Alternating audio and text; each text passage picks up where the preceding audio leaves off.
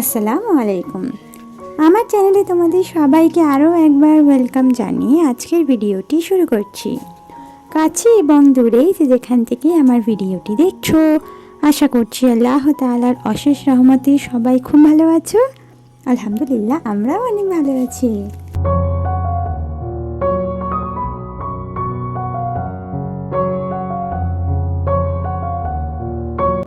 তো 4 দিন হয়ে গেছে বিছানার চাদরটা তোলার সুযোগ পাইনি বা সময় হয়নি। তো আজকে ফাইনালি বিছানার চাদরটা চেঞ্জ করে দিলাম।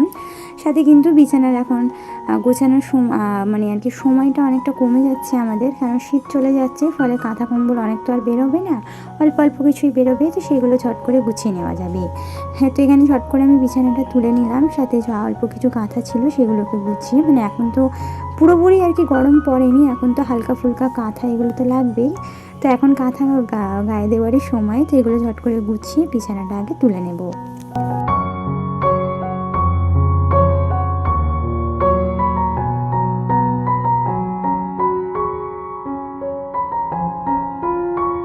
বাড়িতে যদি বা তোমার ঘরে বা রুমেতে তুমি সব কিছু অগোছালো করে রাখলেও তোমার বেডটাকে যদি তুমি সুন্দর করে গুছিয়ে রাখতে পারো, তোমার ঘর এমনিতেই সুন্দর হয়ে যাবে, মনে হবে তোমার ঘরটা অনেক সুন্দরভাবে গোছানো আছে।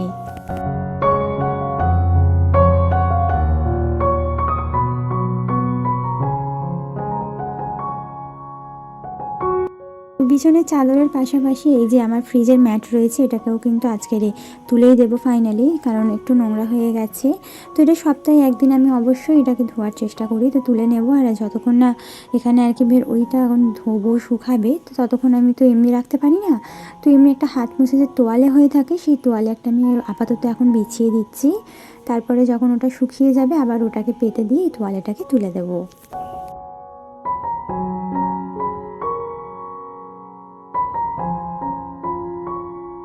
তো যেই দিদিবোনেরা আমার চ্যানেলের মধ্যে নতুন এসেছো, আমাকে প্রথমবার দেখছো, আমার ভিডিও দেখতে যদি তোমাদের একটুও ভালো লেগে থাকে, তাহলে অনুরোধ করবো আমার চ্যানেলটিকে সাবস্ক্রাইব করে অবশ্যই বেল আইকনটা প্রেস করে দেবে। এতে করে যেটা হবে, আমার ভিডিও ছাড়া মাত্রই তোমাদের কাছে নোটিফিকেশনটা পৌঁছে যাবে। আর যারা অলরেডি কাজটা করে দিয়েছো, তাদেরকে অসংখ্য ধন্যবাদ।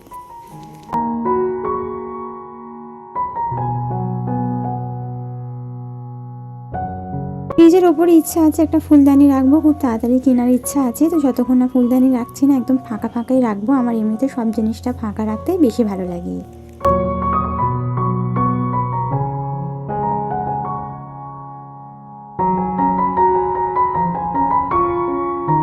তো ফ্রিজের ওপরটা ক্লিন করার পর ঘরদোর ঝাড়ু দিয়ে চলে এসেছি সোজা রান্না জোগাড় করতে। তো রান্না জোগাড়টা এখন করে রাখছি। তো সবথেকে প্রথমে চুলাটাকে ল্যাপা দিয়ে এখানে কিন্তু প্রত্যেক দিন যে আমরা খাবার দাবার খেয়ে থাকি বা যখন বাজার গোছাই, তখন কিন্তু অনেক পরিমাণে প্লাস্টিক বেরিয়ে থাকে। তো সেই প্লাস্টিকগুলো পোড়ালে খুব সুন্দরভাবে পড়ে, জানো তো। তো সেই প্লাস্টিকগুলোই কিন্তু আমি চুলার মধ্যে দিয়ে সাথে কিছু পাতা দিয়ে দিলাম, যেগুলো ছাদে পড়েছিল, ঘরের সামনে পড়েছিল। তো সেগুলোও খুব সুন্দরভাবে জলে দিয়ে কিন্তু চুলো ধরিয়ে অলরেডি আমি ভাতও করে নিয়েছি।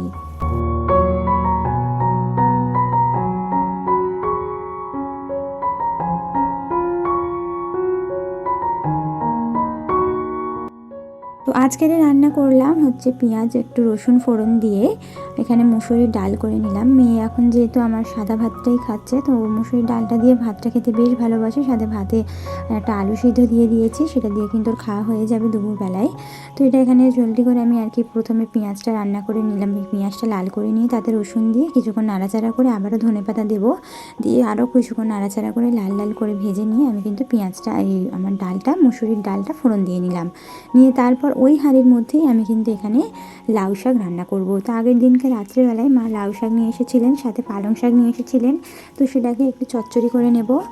তো লাউ শাক খেতে কিন্তু ভীষণই ভালো লাগে। সবথেকে বেশি ভালো লাগে যে লাস্টে আমরা যে সর্ষে তেল দিয়ে রান্নাটা করি না, সর্ষে তেলের একটা খুব সুন্দর গন্ধ আসে। তো তোমরাও যদি এইভাবে কেউ রান্নাটা করো, আমাকে কমেন্টে জানাবে।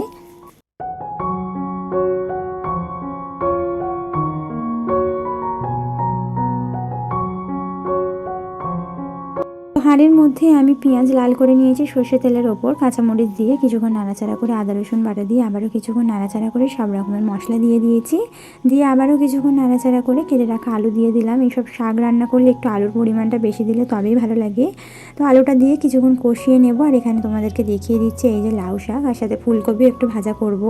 তো এই আগের দিন মাছ দিয়ে রান্না করেছিলাম, তো আজকে ভাবলাম ফুলকপি ভাজা করব। তো এই যে লাউ শাক আর সাথে লাউ শাকের ডাঁটা, তো এইগুলো আর কি, লাউ শাকের সঙ্গে পালং শাকও আছে।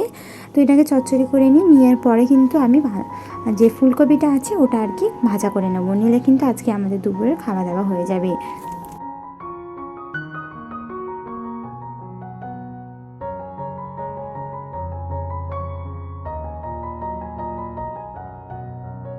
তো মাছ মাংস থাকলেই যে ভাত খেতে ইচ্ছে করবে বা খাওয়া দাওয়া ভালো মন্দ হবে এটা কিন্তু কোনো কথা নেই। আমার মতে মনে হয় মাছ মাংস ছাড়াও এইসব শাক পাত খেতে কিন্তু বেশি টেস্টি লাগে যদি তুমি সেরকমভাবে রান্না করতে পারো। আর সেই সাথে কিন্তু এই সমস্ত রান্না তোমার শরীরের পক্ষে অনেকটা পরিমাণে স্বাস্থ্যকর। সবথেকে স্পেশাল জিনিস যেটা, প্রত্যেকদিন মাছ মাংস খাওয়াটা একদমই উচিত নয়।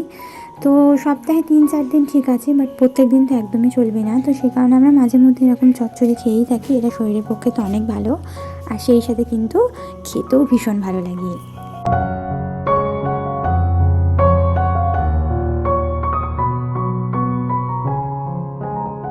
তো আলুর মধ্যে পরিমাণ মতো পানি দেওয়ার পর, মানে আলুটাকে কষিয়ে নিয়েছিলাম, তারপরে পরিমাণ মতো পানি দিয়ে যখন পানিটা ফুটলো দিয়ে দিয়েছি শাক ডাঁটা, দিয়ে ঢাকা দিয়ে কিন্তু আমি একদম ভালোভাবে সিদ্ধ করে নিলাম। সাথে খুব সুন্দর এগুলো সিদ্ধ হয়ে গেছে। নাড়াচাড়া করে ওপর থেকে সর্ষে তেল অল্পখানি ছড়িয়ে দিয়ে এটাকে ঢাকা দিয়ে নামিয়ে নেবো, তাহলেই কিন্তু লাউ শাক রান্না হয়ে যাবে। আমরা কিন্তু এইভাবেই লাউ শাক রান্না করি, সর্ষে তেলের গন্ধ না থাকলে লাউ শাক একদমই খেতে ভালো লাগে না।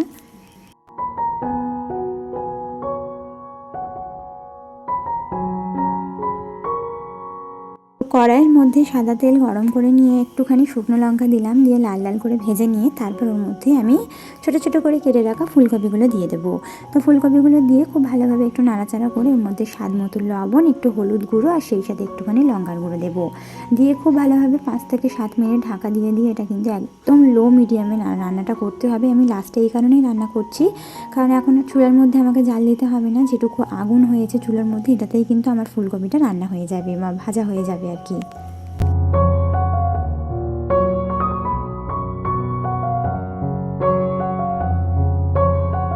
ওটা দেখতে দেখতে ভিডিওর কোনো অংশ ভালো লাগলে একটা লাইক করতে ভুলবে না। তোমাদের একটা লাইক পরবর্তীতে এই ভিডিওটা আমার অনেক দিদি বোনেদের কাছে পৌঁছে যেতে সাহায্য করবে।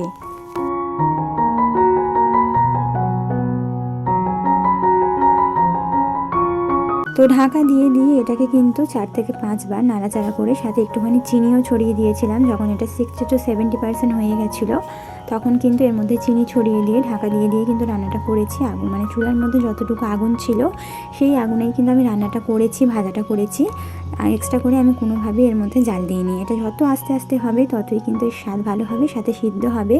জোরে জাল দিলে কি হবে বলো তো, এটা কিন্তু ওপর থেকে তো লাল হবে, সাথে ভিতরে শক্ত হয়ে থাকবে।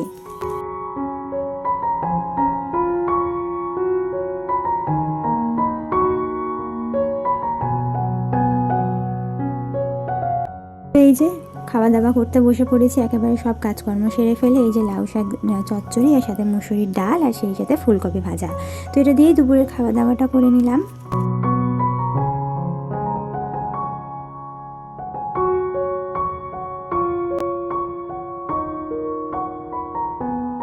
তো আজকের ভিডিওটা পর্যন্তই ছিল। আশা করছি পরবর্তী ভিডিও পর্যন্ত তোমরা সবাই সুস্থ থাকবে, ভালো থাকবে। আল্লাহ হাফিজ, আসসালামু আলাইকুম।